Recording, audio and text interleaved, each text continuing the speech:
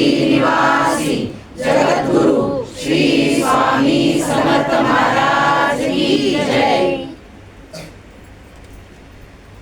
YouTube channel हे खूप सुंदर निमित्त आहे. अनेक लोक आपण जोडले जातोय. माझ्या दृष्टीने खूप मौलिक गोष्ट आहे आणि मी नितांत आभारी आहे स्वामींची की हा मीडिया त्यांनी खूप चांगला दिलाय. अननोन लोक पण आपलीशी वाटायला लागतात कारण तुम्ही सगळे स्वामी भक्त असता आणि हा जो एक प्रचंड दिलासा असतो मनाला की इतकी सारी लोक आपली आहेत, ज्याला ज्याचं कधी कधी नाव माहीत नसतं, कधी कधी काय आहे, कुठे राहतो, काय करतो, त्याचं आयुष्य काय, भविष्य काय, मागचं काय, पुढचं काय, पण स्वामींच्या घरी आल्यावर चेहऱ्याचा जो आनंद आहे तो बघूनच इतकं मनाला बरं वाटतं की खरंच महाराजांनी आपल्याला खरंच चांगल्या मार्गी लावलं. खरंच इतक्या लोकांशी नाती जोडली जी शब्दात व्यक्त करता येत नाही. अक्षरशः मी खरंच त्यांची फार ऋणी आहे आणि हे ऋण मी आयुष्यभर फेडू शकत नाही आणि मी नितांत स्वामींच्या सगळ्या भक्तांनाही आज विनम्र अभिवादन करते. श्री स्वामी समर्थ महाराज की जय. गंमत म्हणजे या सगळ्या गोष्टी महाराजांशी अनेकदा रात्री बोलल्या जातात की खूप छान वाटतं महाराज, मीही गुरुवारची वाट बघते, सगळ्या गोष्टी अगदी. मग महाराजांनी परवा कान धरला आणि खूप मौलिक गोष्टी बोलायला लावल्या तुमच्याशी. मागच्याच आपण एक वेगळाच विषय घेऊन बोलत होतो. आपले नियम बदलले गुरुपौर्णिमेनंतर, अनेक गोष्टी बदलल्या, आधार कार्ड मागायला लागलो, अनेक गोष्टी केल्या. आज 4 वाजता लोकांना बोलवायला सुरुवात केली. लोकांचा कमीत कमी वेळ जावा ही अपेक्षा आहे खरं तर, पण ज्यांना जेवढा वेळ घालवायचा तेवढाच वेळ इथं घालवत आहे. त्यांना असं वाटतंय की माझा नंबर आधी लागेल, पण इकडे उलटं काम आहे. महाराजांची आज्ञा आली की पुढचं काम सुरू होतं. पण महाराजांनी सांगितलं हे सगळी जी चलबिचल आहे ही माणसाच्या मनाचा खेळ आहे आणि सगळ्यात मी जे मिरॅकल करू शकतो ते माझ्या सानिध्यात आल्यावर 100% होतं आणि ते म्हणजे मी माणसाचा स्वभाव बदलू शकतो. ही सगळ्यात महत्त्वाची गोष्ट जी अत्यंत गरजेची आहे आणि सगळे म्हणतात हा पहिल्यापासून असाच आहे, त्याच्या स्वभावात बदल होणार नाही आणि महाराज म्हणतात मी प्रत्येकाच्या स्वभावात बदल करून दाखवू शकतो.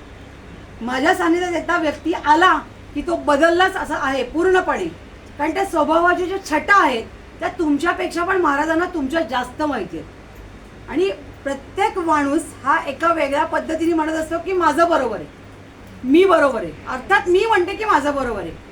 आपल्या सगळ्यांचं काही ना काही चुकत असतं. आपल्याला वाटत असतं की अरे हे सगळं कुठेतरी छान व्हावं, चांगलं व्हावं आणि एका क्षणाला मनामध्ये असा विचार होतो की जर माझ्या स्वभावात मी थोडासा बदल केला तर कदाचित, हा आपल्या मनाचा प्रामाणिकपणा असतो पण आपण इतरांना ते सांगत नाही, की जर मी याच्यामध्ये थोडासा बदल केला तर कदाचित माझे आत्ताचे जे प्रश्न आहेत, जे क्रिटिकल मला वाटत आहेत किंवा मला असं वाटतं की यातनं मार्गच निघणार नाही, ते 100% बदलू शकतात. आणि ही जी क्रिएटिव्हिटी आहे किंवा जो आशीर्वाद आहे किंवा ही जी लीला आहे ही महाराज करू शकतात आणि महाराज प्रत्येकाच्या स्वभावामध्ये औषध न घेता सुद्धा चांगला परिवर्तन करून देतात. फक्त त्यांच्या सानिध्यात प्रत्येकाने येणं हे त्यांना अपेक्षित आहे. आणि असे बदल की जिथे कमीत कमी वेळामध्ये आपला जास्तीत जास्त वेळ मौलिक लागावा, मार्गी लागावा, पटकन आपल्याला जी मनातली कन्फ्युजन्स आहेत ती पटकन सोडवता यावी. सगळ्यात महत्त्वाची गोष्ट म्हणजे जिथे आपला नोकरी, धंदा, काय व्यवसाय, जिथे आपल्याला जायचं आहे तिथे आपण टू बी और नॉट टू बी मध्ये जिथे अडकतो तिथे महाराजांच्या जवळ असल्यामुळे ही कन्फ्युजन्स निघून जातात. तुमची निश्चिती होते की आपल्याला पुढे जाऊन काय करायचंय. आणि हे जे टेक्निक आहे महाराजांचं किंवा या नामस्मरणाचा जो एक प्रभाव, श्री स्वामी समर्थ हे आपण म्हणतोच नेहमी, नामस्मरणाचा जो प्रचंड आहे, पण आपण जी भविष्यात पुढे जाऊन काही सेशन्स घेणार आहोत वयानुसार किंवा काही कारणानुसार, ती सेशन्स या सगळ्या संदर्भात पुढे जाऊन असणार आहेत की आपल्याला कुठे उभं राहिलं की काय म्हणायचंय म्हणजे आपला प्रश्न पटकन सुटणार आहे. मग प्रश्न विचारायला येण्याची गरज नाही पडणार कदाचित, फक्त महाराजांच्या सानिध्याची मात्र नितांत गरज पडणार आहे त्यावेळेस. तर हे जे ज्याला आपण आत्ताच्या भाषेमध्ये आयडियाज म्हणू किंवा महाराजांचा आशीर्वाद म्हणू, तो कशा पद्धतीने महाराज त्या क्षणी येऊन तुमच्या पाठीवर थाप मारतात, तुमच्या डोक्यावर हात ठेवतात आणि तुम्हाला जवळ घेतात. जसं आपण लहान मुलाला कसं खांद्यावर हात ठेवतो आणि काय घाबरू नकोस मी आहे, हे जसं बोललं जातं तशी लीला महाराज. ज्याला थोडक्यात आपला स्वभाव, आपण काय आहोत, आपण खरंच माणूस म्हणून खूप स्वार्थी आहोत. प्रश्नच नाही. माणूस आहे तिथे स्वार्थ हा असणारच आहे, प्रश्नच येणार नाही त्याच्यामध्ये. निस्वार्थी माणसं नॉर्मल आयुष्यात राहू शकत नाही, ती वेगळ्याच दिशेने जातात. पण तो जो स्वार्थ आहे तो आपल्या पुरताच मर्यादित ठेवायचा, का आपल्या स्वार्थामुळे इतरांना जर थोडा फायदा झाला तर तो होऊन द्यायचा. हे जे आशीर्वाद महाराजांचे असतात, ही सुद्धा कला महाराज जवळ आल्यावर ते करतात. म्हणजे थोडक्यात स्वभावात तिथेही ते महाराज बदल करतात. कारण एक गोष्ट निश्चित असते, तुम्हाला जेव्हा असं कळतं की तुम्हाला काही पैसे मिळाले हातामध्ये किंवा एखादी चांगली गोष्ट हातामध्ये मिळाली, मी पैशाकडे का जाते मी तुम्हाला महत्त्वाचं सांगते की पैसे आले तर तुम्ही ते घरात ठेवू शकत नाही, ते रिरोटेट करावे लागतात, पैसे फिरवावे लागतात. असं म्हणतात की जिथे पैसा जास्त फिरतो तिथेच तो पैसा रिटर्न येतो. त्यामुळे पैसे आल्यानंतर त्या पैशाचा उपयोग चांगल्या पद्धतीने कसा करावा, ते पैसे कशा पद्धतीने वाचवावेत आणि त्याकरता स्वामींचा कुठला एक उपदेश, असे लोकांना उपदेश इथनं दिल्या गेलेत आणि त्यांचे हजारो रुपये वाचलेत. जिथे पोटपाणी पण चालण्याची भ्रांत होती त्या घरामध्ये पोटपाणी चालायला सुरुवात झाली जेव्हा महाराजांचे उपदेश त्यावेळेस दिल्या गेले. अक्षरशः महाराज तुमच्या सगळ्या अडचणींमधनं तुम्हाला हळूहळू वेगळ्या दिशेने बाहेर काढतात. कारण प्रत्येकाच्या अडचणी या वेगळ्या कारण त्या वेगळ्या याच्याकरता आहेत कारण तुमचा स्वभाव वेगळे. तुम्हाला काही जे आपल्यावरती वेगवेगळे संस्कार झालेले असतात घरातनं, आपल्या परंपरागत काही गोष्टी, त्या काही गोष्टी आपल्या मनावर ठासलेल्या असतात की आपल्याला हेच करायचंय. चांगलं वाईट हे याच्यावर मी जात नाहीये, पण काही गोष्टी निश्चित असतात की हे केलं नाही ना तर माझं हे नाही होणार किंवा अमकं केलं नाही तर माझं ते नाही होणार. तर तसं नसतं. कधी कधी प्रसंगानुसार माणसाला बदलावं लागतं आणि तो बदल आपण मान्य करत नाही. कारण आपल्याला सेफर झोनमधनं बाहेर पडायचं नसतं. आपल्याला असं वाटतं ठीक आहे ना, मी छान आहे ना, कशाला जाऊ दे ना, बघू नंतर. आणि तो बघू नंतरचा जो वेळ निघून जातो तो परत येत नाही. आणि त्या क्षणाला जी जादू करावी लागते, जी लीला करावी लागते, त्या क्षणाला ते महाराज करतात. नामस्मरण तर आहेच आहे, पण अनेकदा महाराज काही पोझिशनमध्ये उभं राहायला लावतात. काही ठिकाणी कुठे हृदयावर कसा हात ठेवावा, डोक्यावर कसा हात ठेवावा, कुठे नतमस्तक व्हावं, त्या व्यक्तीच्या काही गोष्टींवर महाराज त्या क्षणी त्याचं उत्तर देतात. अक्षरशः अशा अनेक गोष्टी महाराजांच्या या घरामध्ये आदेश दिला गेले, महाराजांनी सांगितलं आणि त्याला अक्षरशः आश्चर्याचे धक्के बसले की मी एवढंच केलं, अरे मी एवढंच आधीच केलं असतं तर कदाचित माझ्यामध्ये खूप बदल झाले असते, पण मी हे करायला तयार नव्हतो. पण महाराजांनी मला सांगितलं तू हे कर, त्यानंतर माझ्यामध्ये हा फार मोठा बदल झाला आणि मी ते केलं म्हणून माझा फायदा झाला.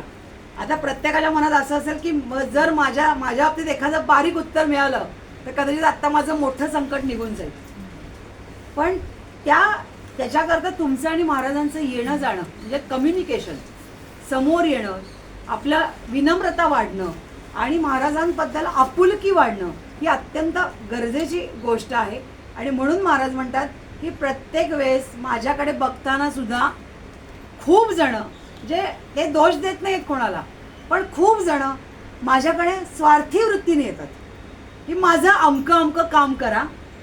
अर्थात मी मगाशी म्हणलं की माणूस स्वार्थी, त्यात काही गैर नाही आहे, पण त्याच्या पल्याड जाऊन ते जे असतं ना की महाराज मी तुमचा कायम ऋणी राहीन, त्यांना काही देण्याची गरज नाही, त्यांना ही वस्तू दिली की ते प्रसन्न होतात असं नाही आहे, उलट आलेली वस्तून फेकून देतील. त्यांना नको आहेत त्या गोष्टी, त्यांना हवी आहे तुमच्या चेहऱ्यावरची नम्रता, विनम्रता, आणि त्यांना हवी आहे तुमची ओढ त्यांच्याबद्दलची. आणि या सगळ्या गोष्टींमध्ये ते तुमच्या स्वभावातला जो ड्रॉबॅक आहे तो बरोबर तुमच्या मनातनं काढून टाकतात आणि तुम्हाला बरोबर मार्गी लावतात आणि तुमच्या पटकन लक्षात येतं अरे हे जर मी आधी बदललं असतो तर कदाचित माझ्या आयुष्यातले प्रश्न पटकन सुटले असते, मी पटकन मार्गी लागलो असतो.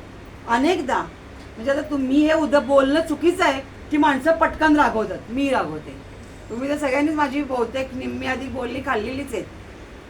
पण ते काय इकडनं भडका उडाला की इकडून येतो. पण आपण जे काही वेळेस पटकन चिडतो किंवा पटकन उद्रेक होतो मनाचा, त्याच्या वेळेस नेमका तुमच्या समोर आलेला मार्गच खुंटीत होतो. कदाचित समोर आलेलं उत्तर चिडचिडीमुळे निघून जातं. समोर दिसतंय सगळं पण पटकन त्यापर्यंत पोहोचू शकत नाही, ही पण माणसाची चिडचिड असते. आणि त्या ठिकाणी महाराज इतक्या वेगळ्या पद्धतीने तुम्हाला स्टेबल करतात की तो चिडचिड म्हणा किंवा ते ज्याला म्हणतात चलबिचल हे जे महत्वाचं, हा सगळ्यात स्वभावात माणसाचा प्रॉब्लेम आहे की चलबिचल होणं आणि त्याला कन्फ्युजन होणं. महाराजांच्या जोरावरती ही गोष्ट अशी होऊ शकते की त्या चलबिचलमध्ये तुम्ही थांबून तिथे काही महाराजांची जी काही थोडक्यात नामस्मरण हा जोर सगळ्यात प्रभावी आहे, तो आपल्याला करायचाच आहे. पण बरेचदा तुम्ही विश्वास ठेवा या गोष्टीवरती आणि अनेकदा या गोष्टी घडलेल्या आहेत की ज्या क्षणी तुम्ही प्रॉब्लेममध्ये अडकता आणि जिथे कुठे असाल, म्हणजे मी तुम्हाला आता काय ते लोक म्हणतात अरे इकडे गेलं की नामस्मरण करू नये, टॉयलेटला गेलं की नामस्मरण करू नये, अमकं करू नये. अरे जो आपला श्वास चालवतो तोच तर तुम्हाला सगळ्या ठिकाणी नेऊन पोहोचवतो ना. असं थोडीच आहे की टॉयलेटमध्ये गेलं की श्री स्वामी समर्थांचा विसर पडावा. तिथेही ते आहेत, सगळीकडे आहेत. म्हणूनच उलट जी शरीराची गती चालू आहे ती त्यांच्यामुळे चालू आहे. ज्या क्षणी जिथे कुठे आडाल, मग रस्त्यावर असा, कुठेही असा, ऑफिसमध्ये असा, बघा तुम्हाला ते जमतंय का. कुठल्याही क्षणी कुठेही असा, त्या क्षणी जर तुम्ही इतरांची बिडबाड न राखता स्वामींचं नामस्मरण फक्त हृदयावर हात ठेवून करत असाल ना, तर याच्यासारखा जोर कुठलाही नाही. फक्त हात ठेवायचा उजवा आणि आहे त्या ठिकाणी उभं राहून श्री स्वामी समर्थ 11 वेळा म्हणायचं. तुम्ही लोक काय म्हणतील, मी ऑफिसमध्ये, मी ऑफिसच्या ह्याच्यामध्ये आहे, मी अमक्यामध्ये आहे, मला मीटिंगला जायचं आहे, मीटिंगच्या दारात पण उभं राहून ते म्हणू शकता. कळलं का दादा तुम्हाला. तिथे उभं राहून सुद्धा हृदयावर लोक काय फार तर बघतील. तुम्ही मोबाईल बघताना सुद्धा लोक डोकं घालतात. तुम्ही काय बघता हे सुद्धा लोक बघतात आणि तुम्हाला कळत पण नाही मागणं येऊन तो काय बघून गेला. कारण नेमकी अशी रील वर येते जी इतरांनी बघू नये. तुम्ही पटकन घाबरून ती पुढे सरकवता. पण हृदयावरती हात ठेवून श्री स्वामी समर्थ हे नामस्मरण करणं ज्या ठिकाणी असाल, मी तुम्हाला खात्री देते, 1,00,000% खात्री देते की त्या क्षणी महाराज तुमचे बरकटलेले सगळे दिशा, ही तुमचा स्वभाव, तुमच्यातला बदल करून तुम्हाला त्या मार्गस्थ करतात. आणि ही ताकद महाराजांच्या अशा एका ही उपासना म्हणा महाराजांची, जी त्या क्षणीची जी रेग्युलर उपासना आहे ती निश्चित आहे.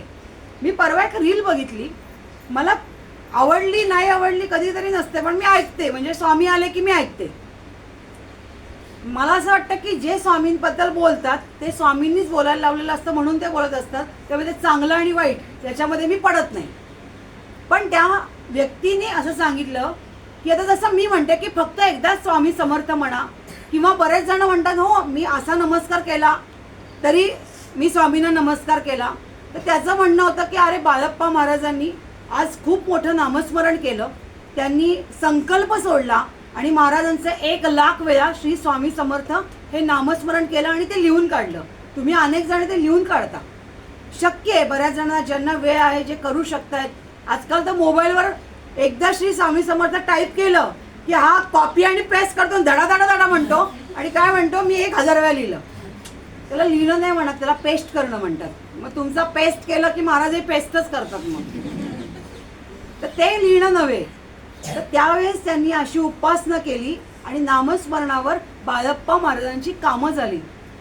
हे सगळं मी ऐकलं त्यांचं आणि नंतर मला असं वाटलं की बाळप्पा महाराज ज्या याला होते ते सगळं त्यांच्या घरातलं सोनं नाणं व्यवहार जमीन जुमले करोडपती होते त्यावेळेचे. ते सगळं सोडून ते गुरुच्या मागे धावत होते. आपण आहोत का असे? प्रॅक्टिकली शक्य नाही आपल्याला. आपल्याला गुरु हवेत पण आपल्या कम्फर्ट झोनमध्ये.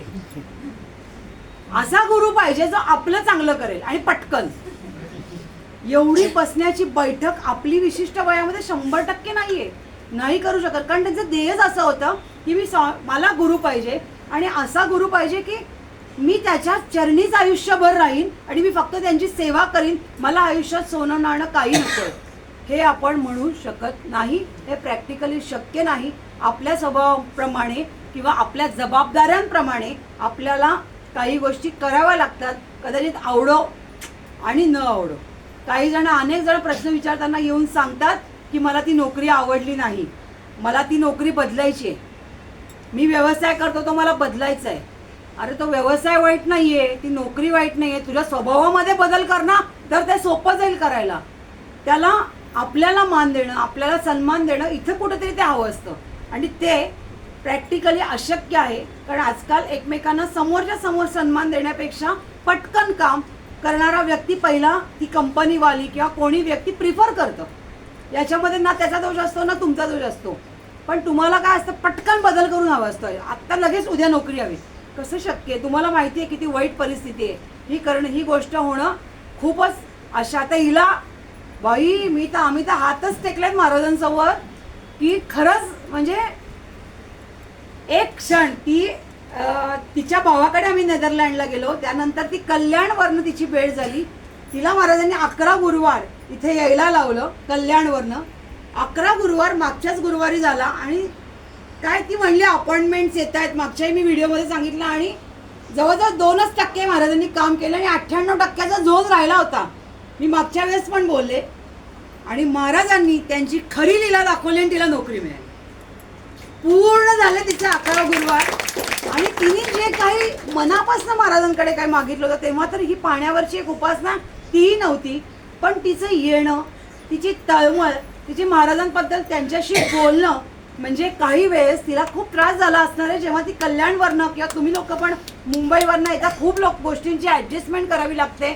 तिथून इथे येणं, इथे थांबणं, इथे त्यांचं दर्शन घेणं, तेवढा वेळ देणं, ही सुद्धा आपली एक प्रकारची उपासना आहे. ती तुमच्या रुटीनमध्ये नाही, ती तुमच्या स्वभावात नाही. हे स्वभाव बदलून महाराज करायला लावत आहेत. तुमचं रुटीन बदलून महाराज करायला लावत आहेत.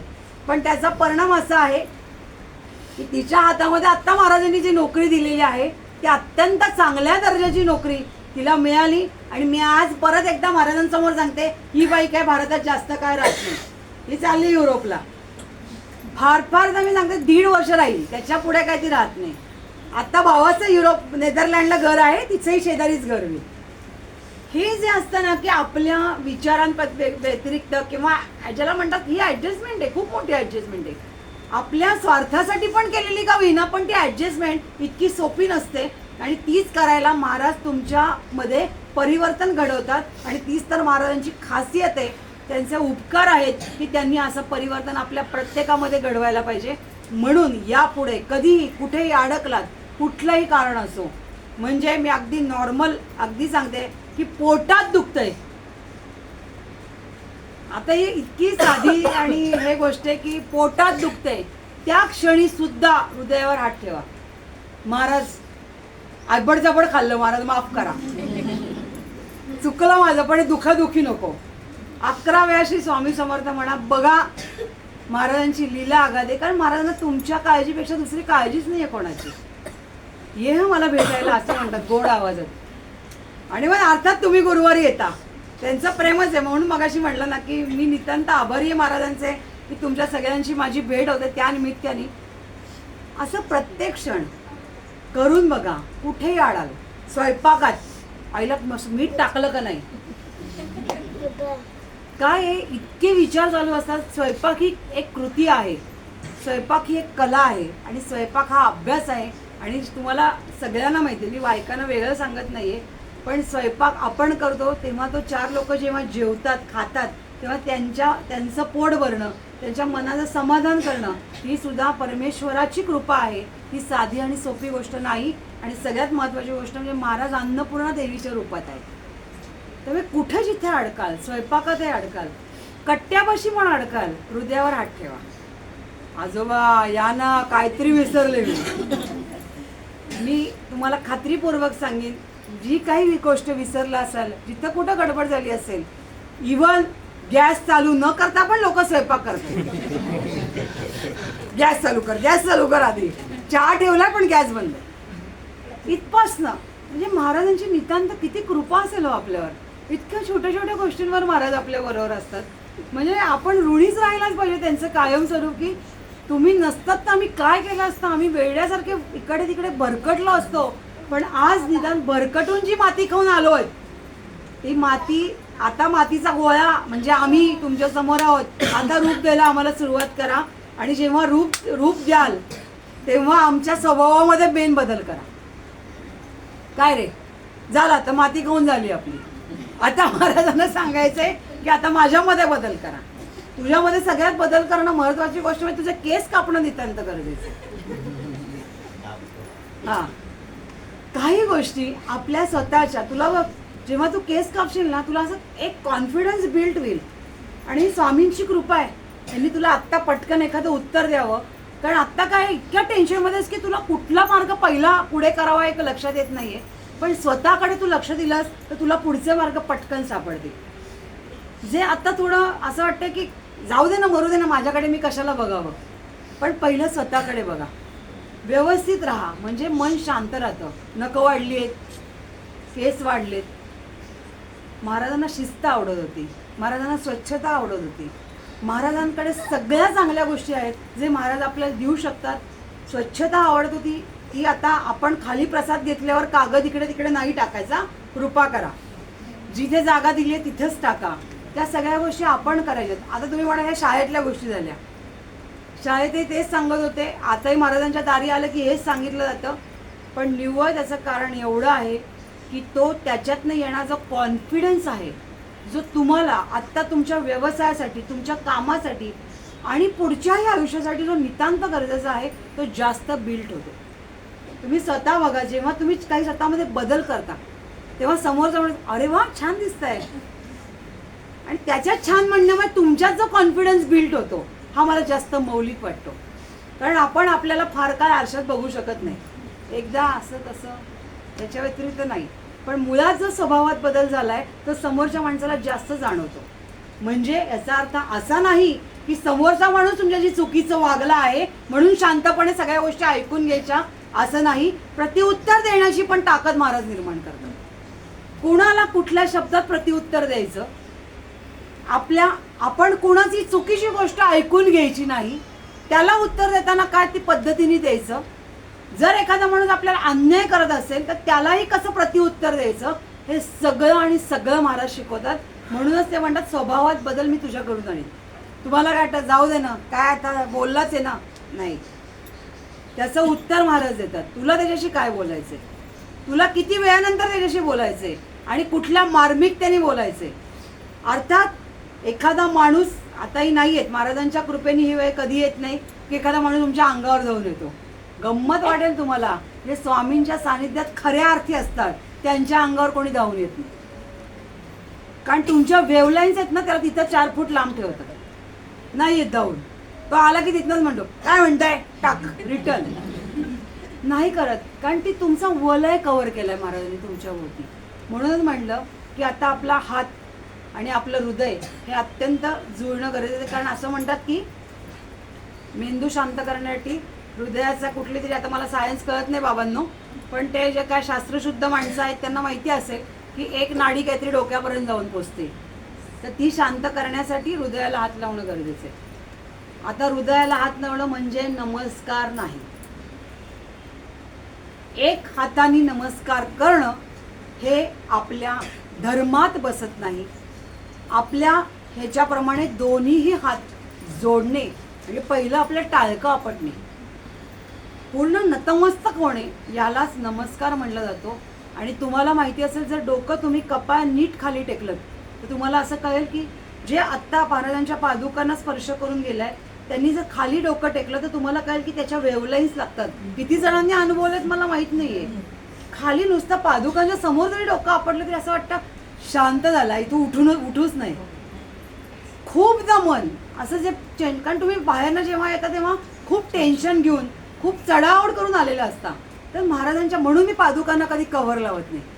कुठे काचे बिचट ठेवा, हे होतात, लोक म्हणतात की ते खूप पवित्र असतं, मग त्याला स्पर्श करायचा नसतो. ज्यांच्यासाठी महाराजांचे चरण आहेत त्यांनी जर ते नमन नाही केले तर त्या पादुकांचा मी म्हणेन काय करणार त्या पादुकांचं. त्यामुळे पहिल्यापासून, ज्या दिवशीपासून स्वामींच्या पादुका या घरात आल्या त्या दिवसापासून कधीही स्वामींच्या पादुका या कधी काचेच्या डब्यात नाही गेल्या, कायम समोर राहिल्या. या बाबांनो, तुमची निगेटिव्हिटी पण पॉवरफुली घेणारे पादुका आहेत. प्रत्येक जण कधी कधी पॉझिटिव्हली येतं असं नाही होत, वेगळाच आहे. अरे बघू तरी काय महाराजांचं घर असंही येतं. बघा बाबांनो, हा बसलाय ना बाबा, तो तुमच्याकडे बघेल. तो जेव्हा खाली मग होतो, बसतो, वागतो, तेव्हा तो नतमस्तक होतो आणि त्याच्या स्वभावामधला बदल महाराज घडवून आणतात. कारण तो निगेटिव्हली आलाय, महाराज त्याला पॉझिटिव्ह करून टाकतात. हे सगळं करण्याची लीला महाराजांमध्ये अगाध आहे. जेवढा स्वामींवर नितांत विश्वास ठेवाल, नितांत, आपली बुद्धी महाराजांना समजणे इतकी पॉवरफुल नाही, हे पहिलं लक्षात घ्या. आता मी महाराजांच्या जवळ जातो, मी महाराजांना नतमस्तक होतो, मी महाराजांना नमस्कार करतो, मी स्वामींच्या मठात दर गुरुवारी जातो, मी स्वामींना अमकं करतो तमकं करतो. बाबांनो, महाराज समजणं खरंच फार अवघड गोष्ट आहे. कधी काय करतील भरोसा नाही, पण चांगलंच करतील हे मात्र निश्चित आहे. झटकन धक्का देतात आणि तो झटका असा असतो, कधी कधी तुम्हाला असं माहिती असेल, तुम्ही कधीतरी असं ऐकलं असेल की जेवढ्या स्वामींच्या जवळ जाल तेवढ्या संकट वाढतात. तुम्ही ऐकलंय काय कधी असं म्हणलं जातं की जेवढं महाराजांच्या जवळ जातो संकट वाढतात? अरे वेड्यांना, तसं नाही, उलट आहे ते. तुमचे जे प्रॉब्लेम आहेत ते हळूहळू, म्हणजे बघा तुम्ही तुमचे प्रॉब्लेम किती मोठे क्रिएट केले, ते घालवायलाच त्यांना बराच वेळ लागतो. जातायच आणि तो ओक, जसं म्हणतात की जखमेच्या शेवटच्या क्षणाला जी खास सुटते आणि तीच नेमकी नको असते, त्यामुळे जखम परवडली, ती बांधून ठेवलेली असते. पण जेव्हा ती उघडते आणि त्याचा जो जखमेवरचं ते आवरण खपली निघायला लागते, तेव्हा जो जास्त त्रास होतो, कारण खाजवायला सुरुवात होते. ती जी प्रोसेस आहे ना, ती महाराज शेवटच्या क्षणी करत असतात. आणि नंतर मात्र असा पाय करतात की टाणा टाणा टाणा उड्या मारत जातो बाबा. पुढच्या वेळेस शाणा काय होतो, आपल्या पायाला लागता कामा नये. आपण काळजी घ्यायला पाहिजे, खड्डा बघून चालला पाहिजे. तुम्ही आपल्याच धुंदीत असता, बघा खाली बघा म्हणलं की तुम्ही खालीच बघता. अरे येड्यांनो, वर पण बघा ना. देवाने अशी दृष्टी दिली आपल्याला की जी चारी दिशा दिसतात. तुम्ही बघितलंय का कधी असं? तुमचं लक्षच नसतं. तुम्ही आपलं काय आलं ते घोड्यासारखं झालंय. महाराज म्हणतात ते काढा कडेचे घोड्यांचे लावलेले आणि इकडे बघा, मागे बघता येतं. बघा स्वामी कृपेमध्ये इतकी उदांत ताकद आहे.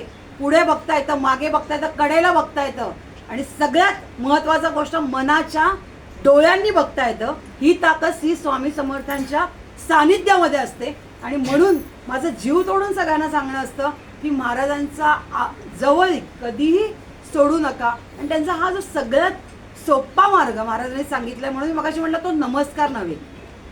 आपण भित्रट आहोत ना, म्हणून आपण हृदयावर हात ठेवतो. आपण घाबरतो, आपल्याला कळत नाही असा हात ठेवू का हात खाली ठेवू का हात मागे ठेवू. आपली कन्फ्युजनच 100चे 60 आहेत.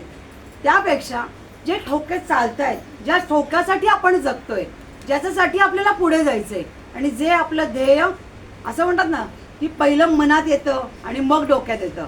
म्हणून आधी पहिलं मन आणि मग डोकं चालतंच, म्हणजे चांगल्या अर्थी. हा, भरकटत नाही. महाराजांच्या सानिध्यामध्ये ते डोकं कधी भरकटत नाही. हृदयावर हात ठेवल्यानंतर कधी हृदयाचे स्वतःचे ठोके ऐकलेत का हो? वेळ मिळतो का तुम्हाला स्वतःच्या हृदयाचे ठोके ऐकायला? नाड्या बघता स्वतःच्या, होतं ना, नाडी बघितली जाते, पण स्वतःच्या हृदयाचे ठोके कधी ऐकलेत का? तुम्ही काय म्हणतात डॉक्टर जे मशीन लावतो त्यातनं ऐकतो? नाही रे बाबांनो, स्वतःच्या हृदयाचे ठोके आपल्या स्वतःला ऐकायला जातात, आपल्या हातात नाही येतात. म्हणा ना श्री स्वामी समर्थ, श्री स्वामी समर्थ, ठाक ठाक ठाक हृदय वाजतं. इतकं संलग्न झालेलं असतं महाराजांशी की अक्षरशः नतमस्तक व्हावं इतकं सल्लग. हे सगळं करून बघा, तुम्हाला 8 दिवस आहेत, पुढच्या गुरुवारी जायचंय, मध्ये आधी महाराजांकडे जागाच नाही यायला. हे सगळं जेव्हा करून बघाल तेव्हा मला खात्री आहे की महाराज तुमच्या आयुष्यामध्ये प्रचंड प्रभावित, म्हणजे ज्याला काय म्हणतात, माझ्याकडे शब्द नाही असतात, मी इतकी नतमस्तक आहे त्यांच्या बाबतीत. इतके प्रचंड प्रभावी आयुष्य बदलतात. मुळात तुमचा स्वभाव बदलतात, तो नितांत गरजेचा आहे. आता ताई, सातारच्या ताई, आता ताई पण एवढं आहे ना अंगामध्ये बाईच्या, प्रेम आहे, प्रचंड प्रेम आहे महाराजांबद्दल. पण जो तक तक तक तक तक तक तक तक तक तक ते महाराज त्यांना शांत करण्याचं जे आहे, जसं त्यांच्या तकतकीमुळे त्यांचं नामस्मरण 108 वेळाहून जास्त वेळा करू शकत असतील तर त्या शांत झाल्या ना, तर मी सांगते 1,00,000 वेळा त्या नामस्मरण करू शकतात. महाराजांबद्दल त्यांचं नातं अजून दृढ होणार म्हणजे त्यांचं मन शांत करणं. आणि हे कार्य कोण करू शकतं? महाराजच करू शकतात. महाराजांना त्यांच्याकडनं काही नको आहे. बाई शांत हो, बाई शांत हो, तू आणलेलं सगळं मी मान्य करून घेणार, तू नाही आणलं तरी मी मान्य करून घेणार, पण तुला पहिलं काय व्हायचंय? शांत व्हायचंय. तुझ्या मनातली चलबिचल ही शांत झाली पाहिजे. आणि आता खरं स्पष्टपणे बोलायचं नसतात काही गोष्टी, पण ताई बसल्यात समोर आणि तुम्ही सगळ्यात, आणि तुम्हालाही कायम हा गोळ चालूच असतो. मुळात अशांत होणं, चंचल होणं याचं बेसिक असं कारण असतं की आपल्या मनामध्ये प्रचंड विचारांचे गोळ चालू असतात. आपल्याला कुठल्या गोष्टीला पहिलं प्राधान्य द्यावं हे कळत नसतं. आणि सगळ्यात दुसरी महत्त्वाची गोष्ट, आपल्या मनासारखं तातडीने झालं पाहिजे ही घाई असते. ही सगळ्यात महत्त्वाची गोष्ट. ह्या जर दोन गोष्टी महाराजांच्या या हृदयावर हात ठेवून जर थांबणार असतील तर तुमची प्रगती ही झपाट्याने होईल आणि महाराज तुम्हाला त्या जोरावर पुढे देतील. तुम्हाला आश्चर्याचे धक्के बसतील, अरे माझं न होणारं काम सुद्धा महाराजांनी केलं, म्हणून ते म्हणतात ना, भिवू नकोस, मी तुझ्या पाठीशी आहे आणि अशक्यही शक्य करतील. तेच करू शकतात. फक्त एक गोष्ट बघतात, पेशन्स. भयंकर त्रास देतात. जोपर्यंत होत नाही तोपर्यंत ते तुम्हाला हे काम करायला लावणार आहेत, हृदयावर हात ठेवायला लावणार आहेत, नामस्मरण करायला लावणार आहेत. इतर वेळेस माणूस म्हणतो की मी तुमचं नामस्मरण करायला मला वेळ नाही. अरे तुम्ही करणार, कारण तुम्हाला गरज आहे नामस्मरणाची. मी स्वामींसमोर बसत नाही, नको ना बसू, तुला कोणी सांगितलं बस, आता अडकलंस की नाही, घे माझं नाव, चल सुटलंच तू. महाराज इतके म्हणतात ना, अक्कल वाटतात ते सगळ्यांना. अक्कलकोटला म्हणून तर आले, प्रज्ञापुरी नाव सोडून अक्कलकोट नाव का झालं, मी अक्कल वाटायलाच आलोय म्हणले. त्यामुळे ह्याच्याकरता हीच गोष्ट आहे. जेव्हा आता हे दादा पहिल्यांदा जेव्हा आले तेव्हा तुम्ही देवाची पूजा करता का, नामस्मरण करता, त्याची उत्तरं सगळी नाही नाही नाही नाही. आणि आता चेहऱ्यावरचा जो आनंद आहे, एक पॉझिटिव्हनेस आहे, तो वेगळाच आहे त्यांच्या चेहऱ्यावरचा. आणि मी आत्ताही खात्री देते की 7 गुरुवार जेव्हा कंटिन्यू इथे येतील, त्यांच्या चेहऱ्यावरची जी पॉझिटिव्हिटी असेल, भल्या भल्यांना आडवं करतील ते, म्हणजे मारामारीने नाही, त्यांच्या कर्तृत्वाने आडवं करतील. आणि इतकी प्रगती, ते जिथं अडकलेत त्या प्रगतीला ते परे जातील. ही महाराजांच्या कम्युनिकेशनची प्रचंड मोठी ताकद आहे. आणि आता सगळ्यांनी, मग वय छोटा असो, हे आमचं गाडं बघ किती छान म्हणतं श्री स्वामी समर्थ, त्याच्यापासनं वयस्कर सगळ्यांनी, तू पण रे बारकू, कळलं ना, बाई ओरडलं की लगेच डोळ्यातनं कटकन पाणी येतं, अभ्यास झालेला नसतो, पुस्तक घरी विसरलेलं असतं, वयांचा गोंधळ चालूच असतो, अनेक आम्ही पण केलं रे बाबा, आम्ही शाळेत शिकलो.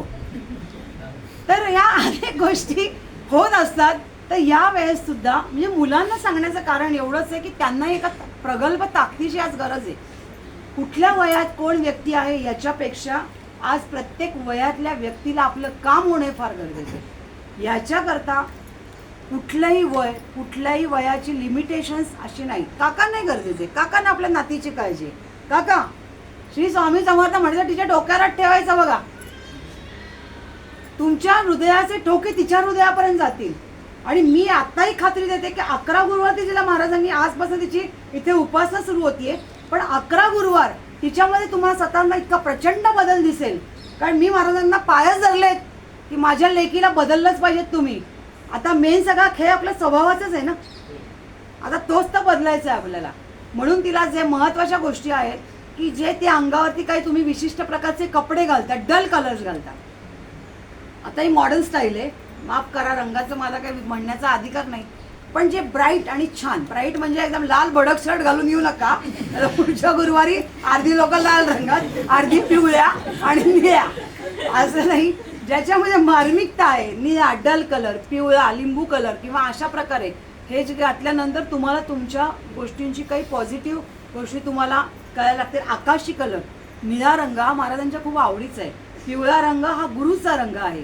केशरी रंग आहे आता आम्हाला, म्हणजे मला जी शांतता मिळते केशरी रंगामध्ये म्हणून मी घालते. मी छान दिसते म्हणून मी घालत नाही, मला सगळे रंग आवडतात. पण त्यांनी सांगितलं हा रंग घातलास ना की तुलाच छान वाटेल, म्हणून मी हा घालते. त्याच्यामधनं मला काही पॉवर मिळते असं काही नाही. मी नतमस्तक आहे त्यांना. पॉवर द्यायची की नाही सर्वस्वी ते ठरवतात. माझ्या रंगावर, माझ्या राहणीमानावर ते मला कुठली पॉवर किंवा तुम्हालाही कुठली पॉवर देणार नाही. फक्त आपल्याला मनाला शांतता मिळणं. अरे इस्त्री न झालेला कपडे घालणं ही चांगली गोष्ट नाही. जेवढे अप टू डेट राहाल तेवढी चांगली गोष्ट. आता आपण असं म्हणू की महाराज तर फक्त लंगोटीत होते,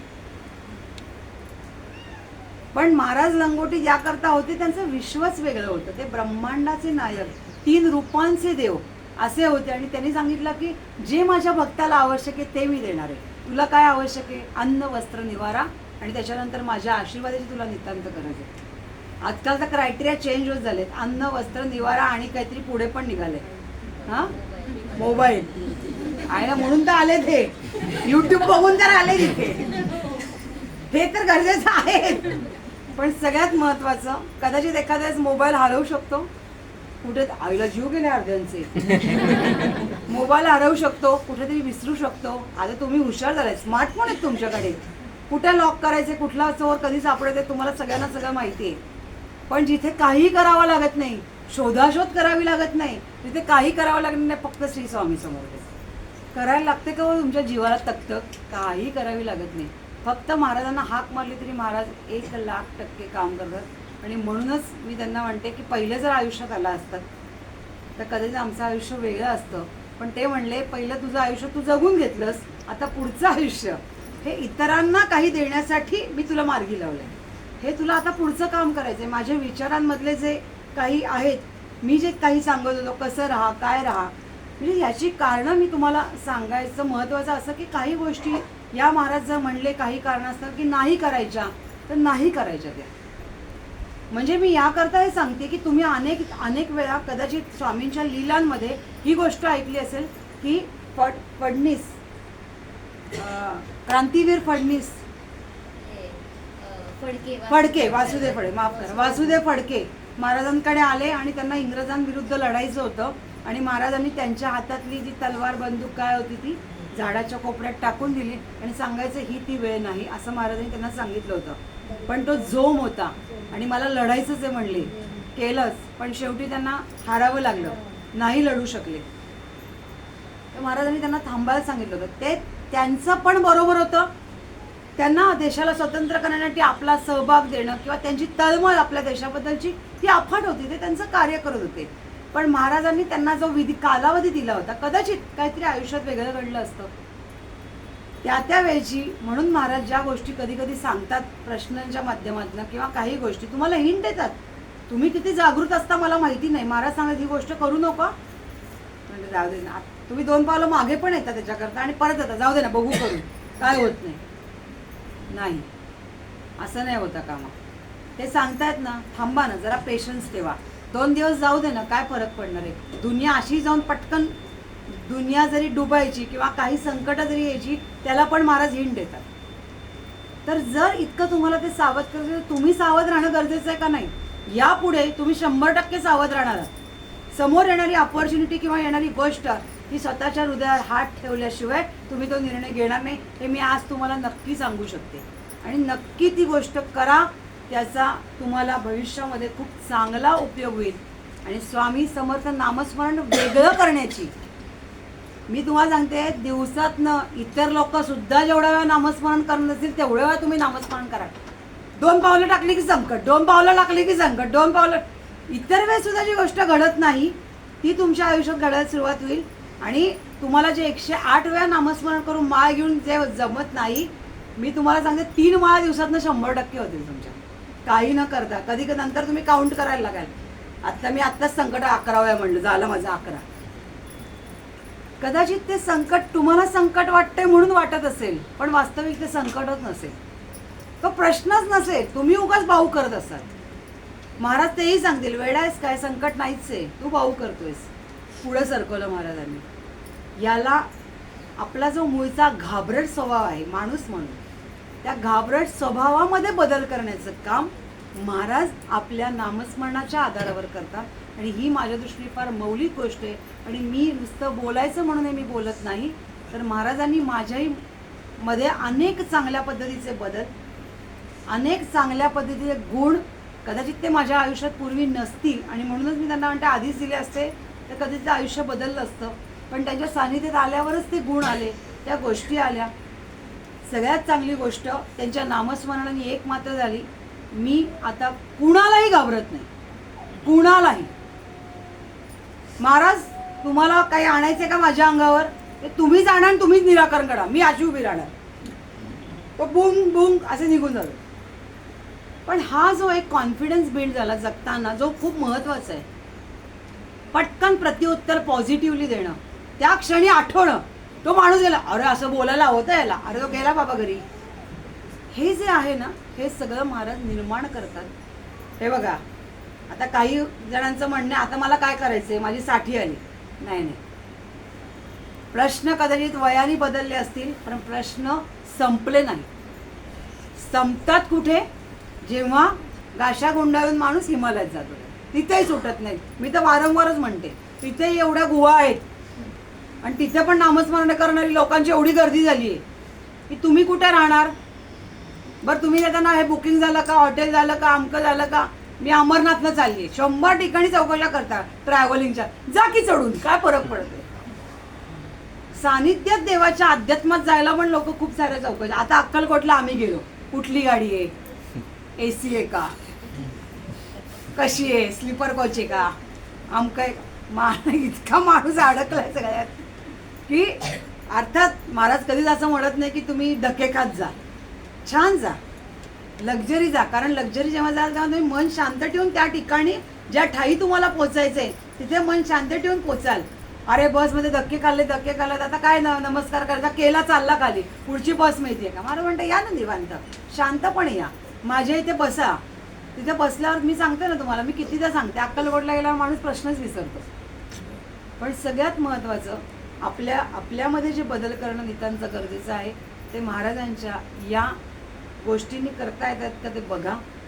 आणि मी नेहमीच म्हणते, अध्यात्म महाराजही म्हणतात, मी किरकोळ आहे, महाराजही कायम म्हणतात की पहिला प्रपंच सांभाळा आणि मग अध्यात्माकडे वळा. ते कधी असं म्हणले नाही आहेत मला पहिलं माझी पूजा कर तर मी तुझं काम करेन, ते असं कधी म्हणले नाहीत.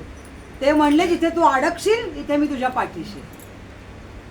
फक्त त्या नामस्मरणाची एकच चांगली गोष्ट आहे की आपल्यामध्ये असं ना पाप आणि पुण्याच्या पिशव्या आहेत, आपण फिरतोय तर ती पुण्याची पिशवी भरत जाते. पापांच्या मी विषयाकडे वळत नाही फारसं, कारण आपल्याला कळतच नाही ते पापाचा काय विषय. मध्ये आपण त्याविषयी पण मला वाटतं बोललो का एकदा, हां, तर त्याचा विषय मला बोलायचं नाही. पण पुण्याची पिशवी भरत राहते, मग कितीतरी पिशव्या निर्माण होत राहतात आणि त्याचा फायदा आयुष्यामध्ये एका विशिष्ट टप्प्याला नक्की होतो. आणि त्याच्यात सगळ्यात मी कायम असं म्हणते की सगळ्यात येणारा माणसाचा महत्त्वाचा टप्पा आयुष्यातला वार्धक्य, आणि या पुण्याईचा जोड त्या वार्धक्यात फार कामी येतो.